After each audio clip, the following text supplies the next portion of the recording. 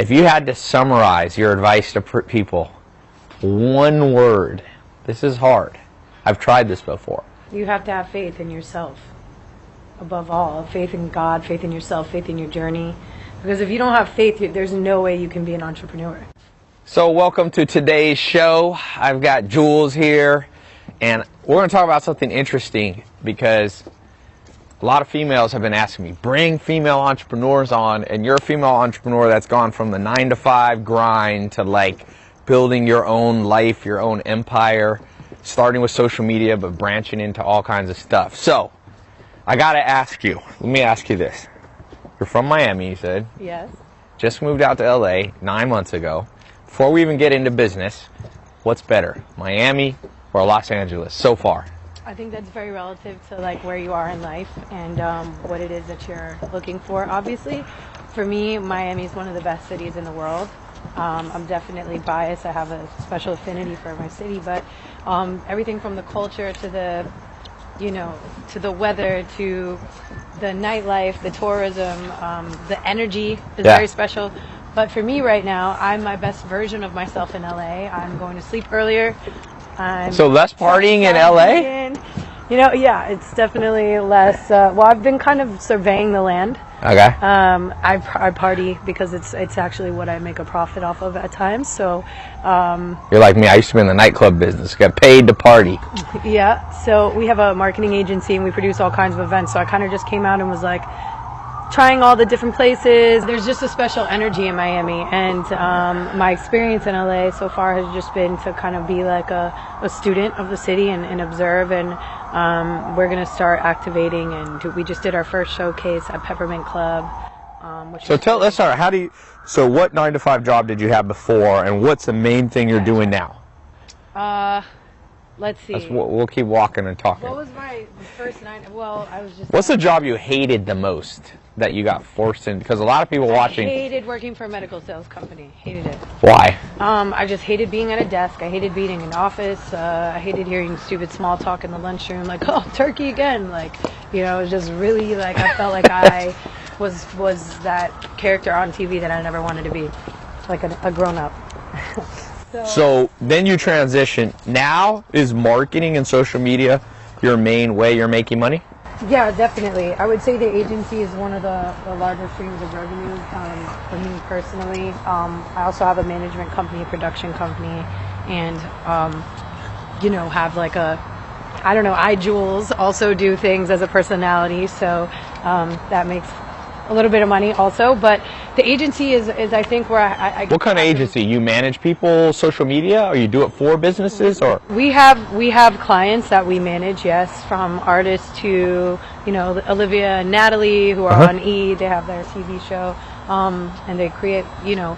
I think everybody's an entrepreneur these days. So for me, I really just enjoy meeting people, seeing what they're passionate and excited about, and then applying my knowledge and contacts and creative ideas to that. So whereas a client may have at first been a social media influencer, maybe now they are designing their own capsule collection or, creating their own book, or there's tons of different parts. So is that what you mean by so basically? But that's just one arm. Okay. There's also what I enjoy most is music, so we do we have a lot of clients. Like we have a skincare line that we represent. We have a weed company that we represent. Shout out Concierge.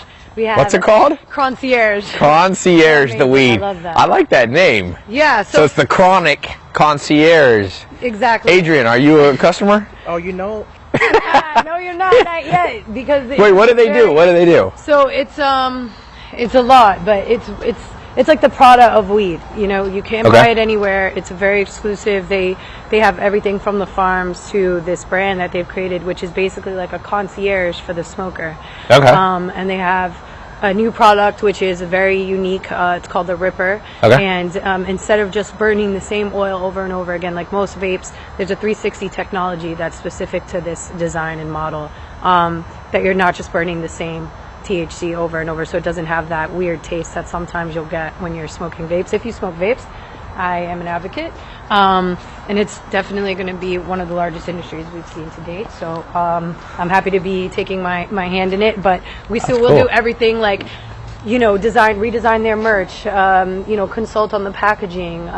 Is it you? Are you kind of the creative genius behind it all, or do you have people working with you? Yeah, I definitely have a team that makes it possible for me to do what I do every day. But I think when it comes to like, hey guys, let's make our pre-rolls case like matte black with embossed gloss. That's usually coming from me, and I really enjoy like bouncing ideas off of my team. So, but you're a Pisces. Like Pisces are the best designers, the most creative. Yeah, Pisces. My grandma. Dr. Seuss was a Pisces. That's all I got. No, they are creative. Rihanna yeah. Pisces. Yeah, so I really enjoy that. I enjoy creating experiences from the bottom up.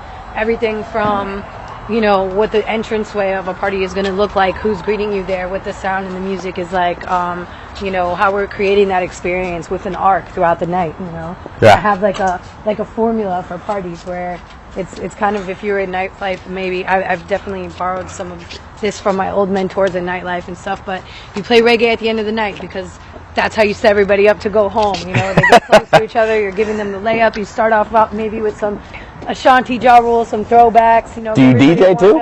I'm not for hire, but I DJ for myself and my friends. And I have done for Galore magazine just because they're my boys. But so there's a lot we do. But the agency aspect is like, I really just love building brands and, helping brands. What I realized at an early age was that there's a big disconnect between the culture and the brands and all the money that they're spending. And, I realized like, wow, there's all these people up there trying to figure out how to talk to us. And I've managed to somehow grow a platform, thank you to social media and the events and the people that I've connected with that have allowed me to leverage that platform. But through doing that, I can connect those dots and kind of help to make sure that cool things are happening. If I feel like brands want to talk to us, well, we're way more accessible. People like me, people like the other people, yourself even, who are helping these brands kind of architect how they're going to speak to us. Yeah. And involving the people. Yeah, because I feel like brands get disconnected. Oh. We got out of there just in time. Yeah, that's right. Sprinkle time. Just in time. It's getting crazy back there. So let's do three quick points for somebody that's like thinking of either going off and becoming a social media influencer or quitting their 9-to-5 job. So let's do this. These will be like one paragraph kind of your advice. So number one, how to overcome the hardest thing that you had to learn becoming an entrepreneur. What was that and how'd you overcome it? This is one of those moments where I wish we were sitting down. No, I'm just kidding. There's so many hard moments. I think it's just being an entrepreneur is just the hardest thing to do is self-motivate yourself when you're going through something in your personal life or, especially being an entrepreneur that's like in the public eye. You're growing in front of everyone. You're making mistakes. You're literally like, no one in my family is an entrepreneur. Everyone in my family is still trying to figure out how to survive. And, I love them and they're amazing and I've learned so much from them. But as far as how to run a successful business and how to be financially responsible and, I've never had help in that area. So I'm going to make mistakes like that. I'm going to, I'm building a company and learning as I go. So luckily, finally, I've realized, the power in collaboration and allowing. For a while, I was very gung-ho about only hiring women and working with women, but now we're letting men play too. So let me make number two then. That's a good point. Learning in front of the public eye is hard. So number two, what have you learned? Because you said you used to only hire women, now you're hiring men. What have you learned about that whole dynamic of like men versus women working for you? I'm not gonna. I think it's very controversial topics. But just tell your gut. I mean, nobody's gonna get mad if you say you're like heartfelt. There needs to be a mix. We're women. We are very passionate and we're very emotional, and it's good sometimes to have like that buffer energy, that male energy, and just kind of even just being a woman. Sometimes it's difficult because women, they don't say what's really on their. We need women to be more comfortable and feel empowered enough to speak exactly how they feel and say what's on their mind. I think we've become very accustomed to trying to be polite. And I know myself, this is me still learning at 27 years old to just be like, this isn't going to work for me. Take it or leave it. This is what I need in order to do this. And like, I feel sometimes we have come up in a patriarchal society where it's like, prior to a couple years ago, there wasn't as many opportunities for women, and so it was more of a competitive. Yeah, now social media has kind of equaled the playing field. You got just as many females in social media, yeah, 100%, as guys. And not just that, and just obviously like, back in the day, women had to. Their only shot at survival before we were allowed to vote, before we had jobs, before we were respected as equal members of society, we had to compete for men in order to secure ourselves a nice household, in order to have a family. And that was like kind of, it takes a while for a society to recover from that and to transform, right. And for women as a species to come to a place where we demand our place. And I think that the time is now. The time is now. The time has come. And finally, I think we're seeing these moments where it's like actresses in Hollywood are showing us these incredibly disappointing statistics of what. Who was it? Man. You mean the pay differences that are happening? I mean, literally, there was like Mark Wahlberg. Yes, Mark Wahlberg. You're talking about in that reshoot of the movie where he got paid $1 million and she didn't get paid. And here's the thing, and she didn't have it in her contract. Well, guess what?